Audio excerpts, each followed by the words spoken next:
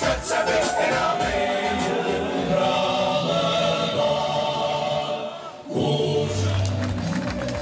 goja ime dhe nga dora ime nuk është për krah asë një ligj i cili sa do pak mund të ketë cënuar interesat e qytetarëve shqiptar në këtë shtet. Kam mbrojt interesat e popullit tim edhe me rrezikun e jetësime dhe në këtë rrugë nuk kam ndërmend që të stepen pa marrë parasysh kërcënimet, pa marrë parasysh rrezikun që mund të më kanoset. Për këtë qytetarët e mi të jeni të bindur, të jeni thellë të bindur. Qytetarët Dibran janë shqiponja.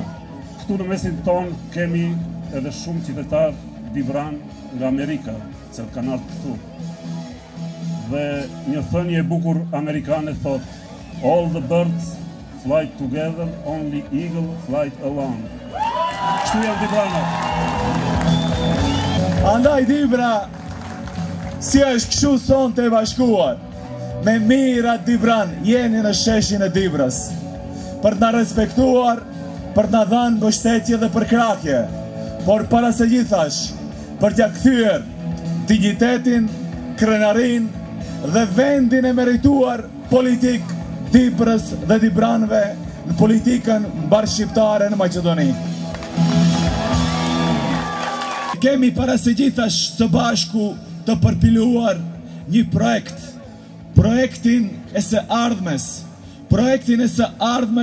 për shqiptarët e Maqedonisë, për Dibranët dhe për këtë vend të cilën ne së bashku e quajmë Maqedoni. Dhe ky projekt parashef reformën kushtetuese, investime në infrastrukturë, parashef ndërtimin e rrugës së Arbit ashtu siç profesoresha tha, por parashef vazhdimin e autostradës Gostivar-Strug-Qafthane, vazhdimin dhe ndërtimin e autostradës Shkup-Blac-Kosovë.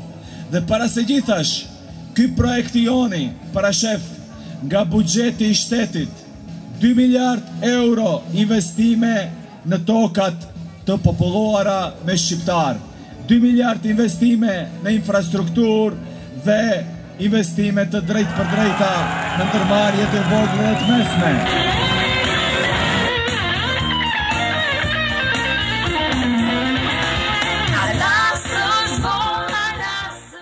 Bashkohu, ja vlen.